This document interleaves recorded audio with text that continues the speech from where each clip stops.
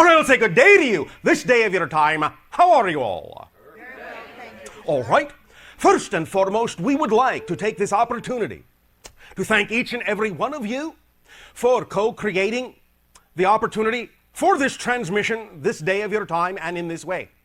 Each and every time any member or group in your civilization allows us to communicate with you in this way, it forms a link, it forms a bridge between our respective realities, and through that link and through that bridge, it creates the vibration of a new third reality in which we can every day more and more interact more closely, if of course that's your wish.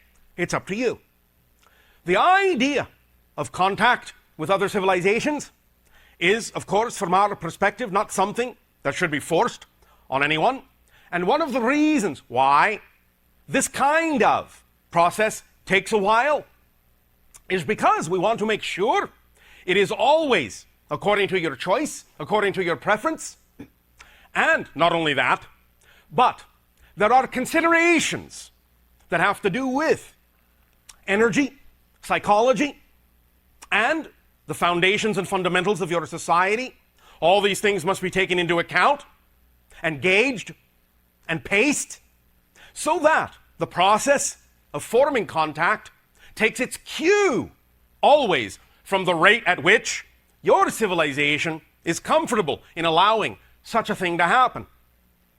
We will always respond to the invitation for contact from a civilization and have done so many times, but we always take our time to observe what the parameters of that civilization are on all levels possible to ensure that such a process of acclimatization is something that will happen in a way that best benefits the civilization with whom we are making contact, and happens in a way that the civilization can best process and apply in their own understanding of such things.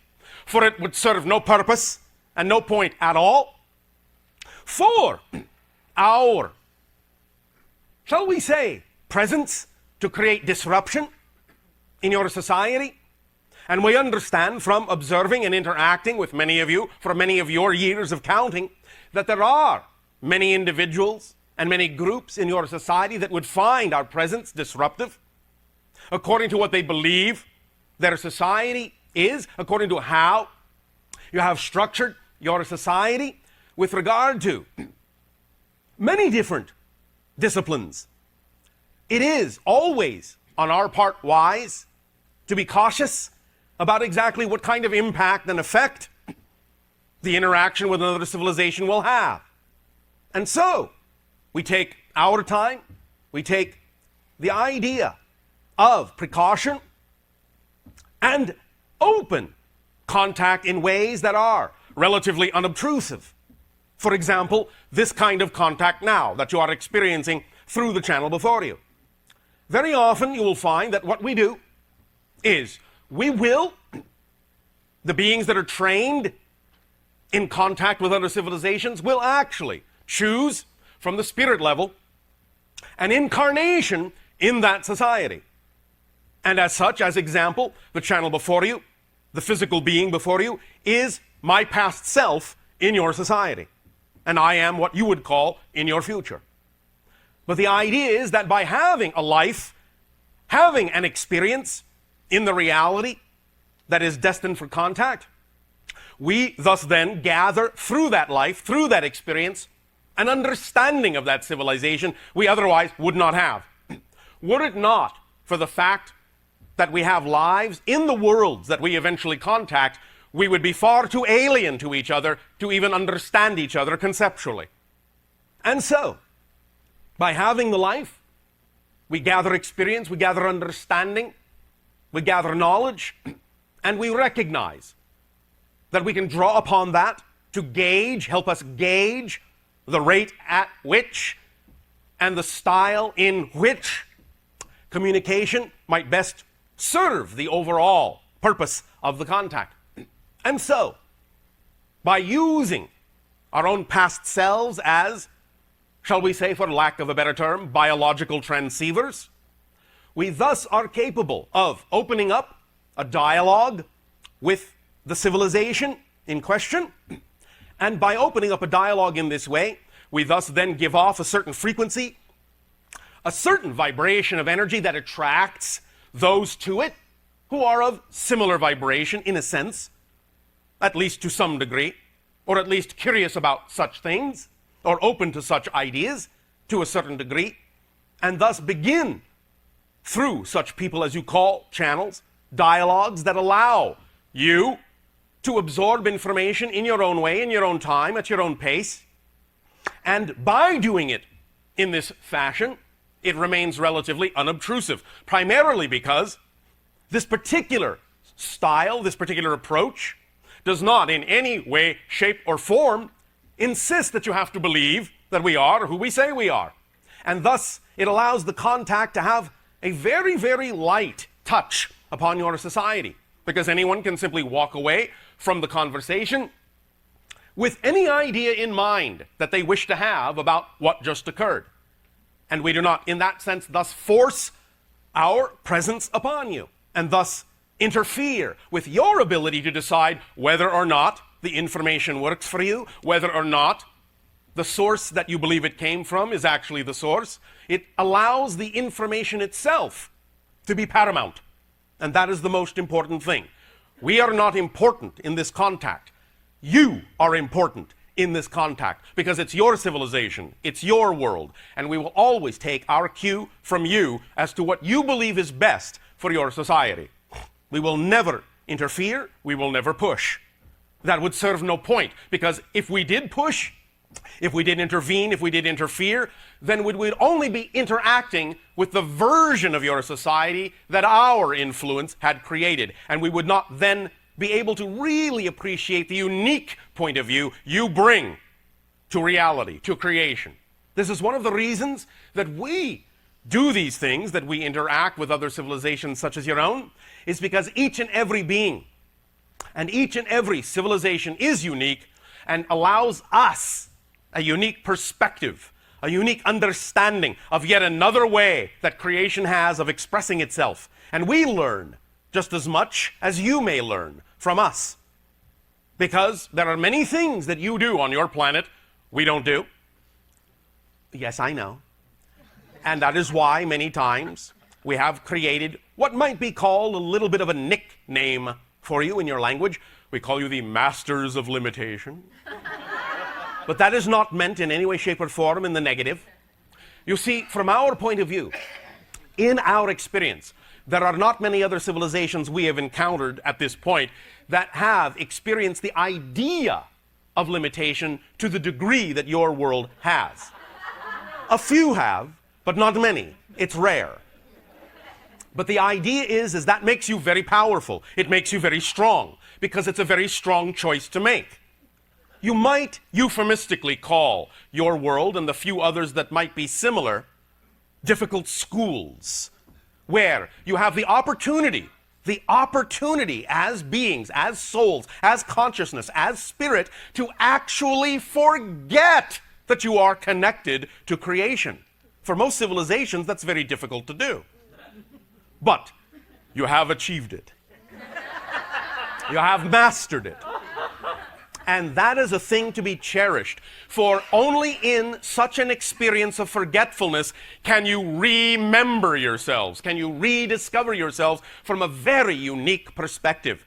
You can actually experience creation in the making, in that sense. The actual mechanism of manifestation, which on other levels would happen more or less instantaneously. You create a space-time frame of reference that allows you to actually slow the process down in such a manner and in such a way that it actually allows you to think about what choices you are making. You have created a world where choice is key, where you actually have an experience in making a choice, not just an instantaneous manifestation. Now, eventually, you will learn or remember how to create instantaneous manifestations as well. But you will have done that by coming through having forgotten how to do so. And that will add to the richness of the experience of your soul.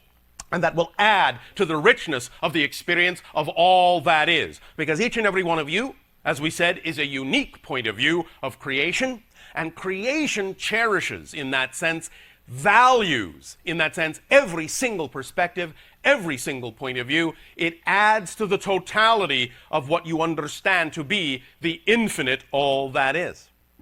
So it is a powerful thing to have chosen. It is, all right, if you wish, a brave thing to have chosen.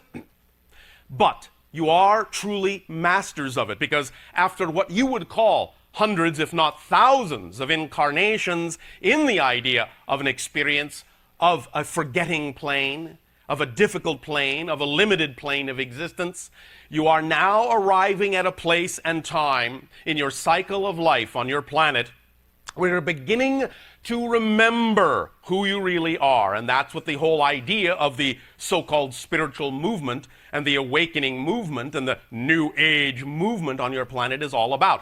You're arriving at the end of the cycle of forgetting who you are, because you've done just about every style of forgetting that you can do. You've played out just about every kind of limitation on earth that you can do. All of you, in all of the different kinds of incarnational experiences you have had, have experienced being the victim and the perpetrator, the poor and the rich, the queen and the beggar. You have all experienced the extremes of the polarities that can be experienced on your planet. And now you are arriving at a place and time where you are bringing all that to bear, pulling all that experience together to remind yourself now of how you can draw upon the richness of that experience to make these lives now, in your new time, your now time, be truly more representative of the kind of world you would like to have, to actually truly learn how to bring heaven down to earth. That's what it's all about, is manifesting a new reality that has never been manifested in a sense before in creation. By transforming the darkness into the light, you are creating a completely new experience that adds to the overall ability of all that is to experience itself. And that is a beautiful gift to have given to all that is, and we commend you for it, and we thank you for it, and we have absolute appreciation and gratitude for your willingness to have co-created that kind of an experience amongst yourselves. You are very powerful beings. Don't ever forget that. Now, now that you have arrived at a point where you're beginning to remember this, you are also becoming more aware of more things. You are becoming aware, once again, that there are realities beyond the physical. You are remembering that you are not just a physical persona, but a spiritual being.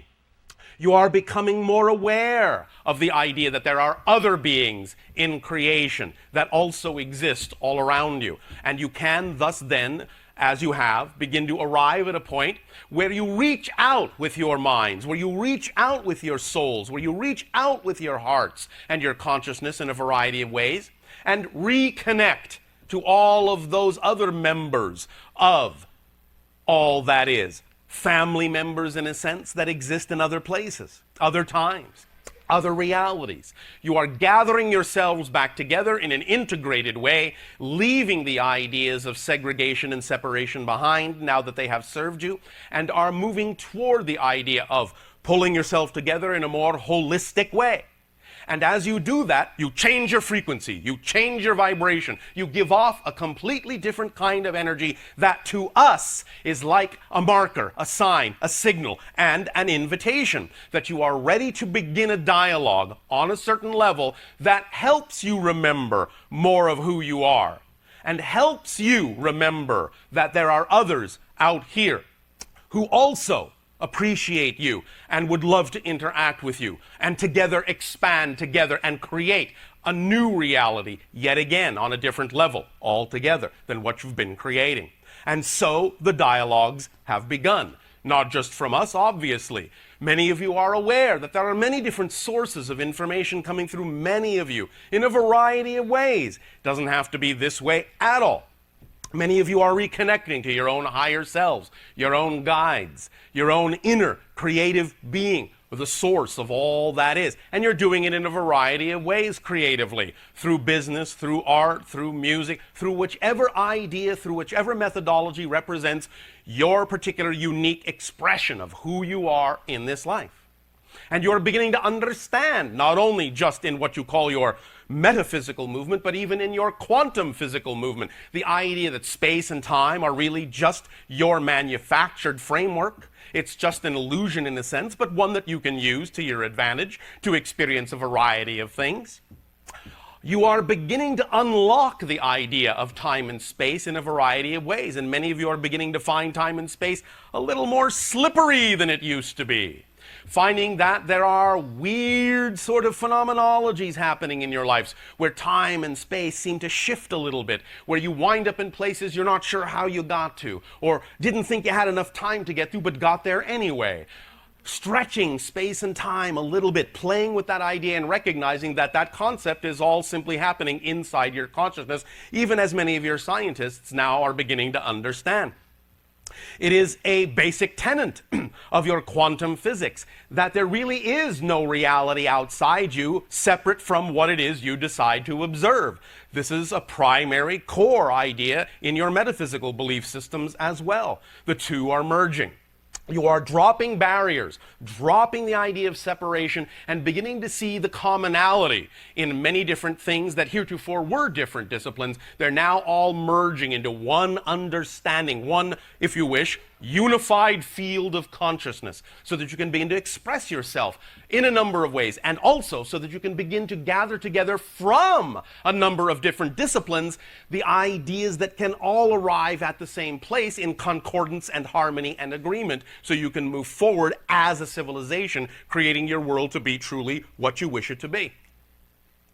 On the idea that you are beginning to realize that time and space are illusions, you are beginning to reassess and redefine the concepts, even spiritual concepts that you have believed in for a while, redefining them, as you say in your language, tweaking them to be a little bit more precisely representative of your new point of view of creation. For example, even in ancient spiritual teachings, you talk about, and we have just mentioned briefly a moment ago, the idea of reincarnation.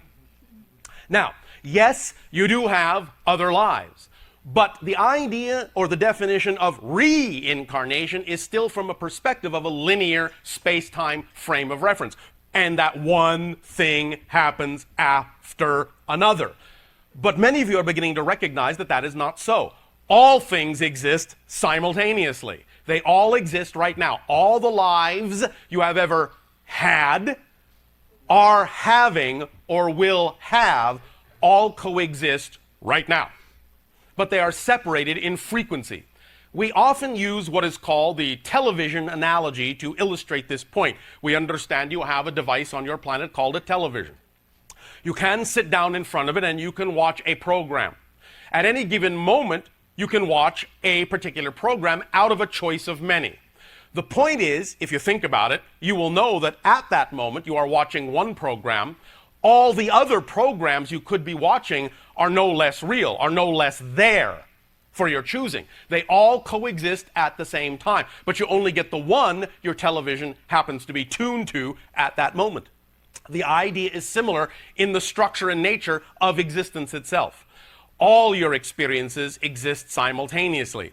You, the you are here and now on Earth, is a particular idea, a particular perspective. It has a particular frequency, and it will only experience the reality, the reflection that it is tuned to at any given moment.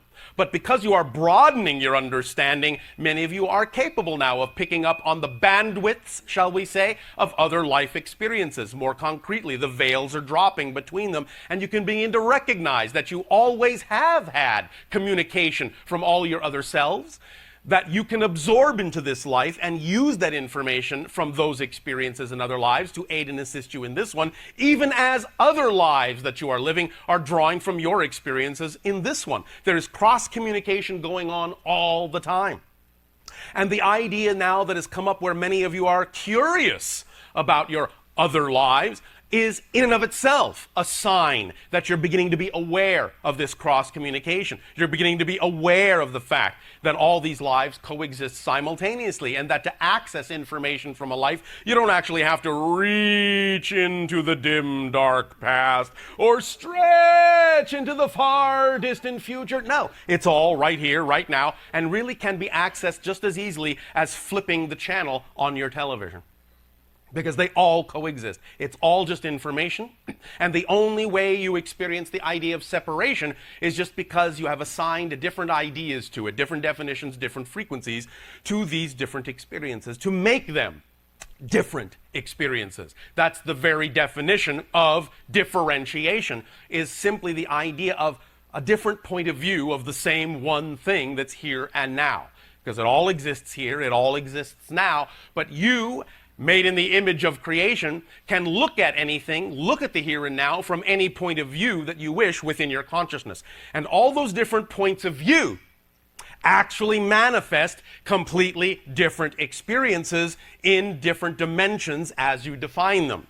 So when you talk about the idea of living in a space-time reality with physical material properties, the only way you can really understand, or shall we say translate, the concept of multiple, simultaneous, incarnational experiences is to think of it linearly. That was then, this is now, that will be.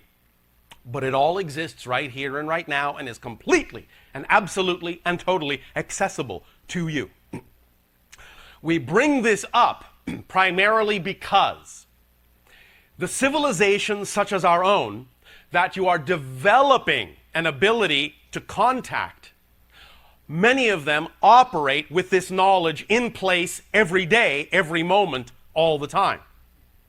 Our reality experience is very different from your reality experience. The very idea that we can even communicate with you in this way is part and parcel of our willingness to understand that the so-called space-time barriers don't really exist. Because everything is a parallel reality in a sense, another dimension in a sense, and if we had the same kind of definitions that you did, we would not even be able to know that you exist or find you in any way, shape, or form, and certainly not perform this kind of communication.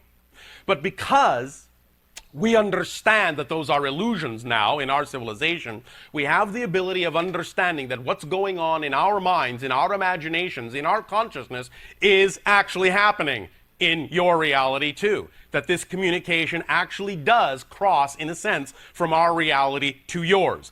And in that sense actually has an effect and get a reflection of that effect back from you. Since all things are one, we do understand the idea that, yes, we know we could just be talking to ourselves, and there's no one on the other end of this telephone conversation. At the same time, if you really think about it, you can't really prove that anyone else in your reality exists anyway. It could all be figments of your imagination. Nevertheless, that does not change the fact that you can have some pleasant conversations. And that having pleasant conversations with all of the reflections in your reality still can allow you to change your perspective. Your consciousness can give you different ideas to explore, can allow you to express yourself in different ways. And that's really all it is. It's information, it's consciousnness interacting with itself in different ways, creating different levels in which to experience itself in different ways. That's all that is. All of you, all of us, every being in creation on every level of creation are simply all the different ways that all that is has of experiencing itself. So you could say, perhaps, if you wish, that all that is the ultimate multiple personality, the ultimate schizophrenic. Nevertheless, that's what reality is. That's all it is consciousness interacting and intersecting with itself from all the different points of view that are possible for that consciousness to interact with itself in. That's all creation is. That's all experience is. And the only thing that really is real, per se, is the experience itself. Physical reality is just a mirror. It's just a reflection. It's just an illusion. What is real about it is the experience you create of it for yourself. That is what you take with you into your soul, into your consciousness. The experience as you define it. Thus, then, you can understand that in your attempts to manifest different kinds of realities, in your attempts to change your reality in ways that you may prefer, it really isn't about changing the outer reality. It's about changing yourself. It's about changing your perspective in order to get a different experience.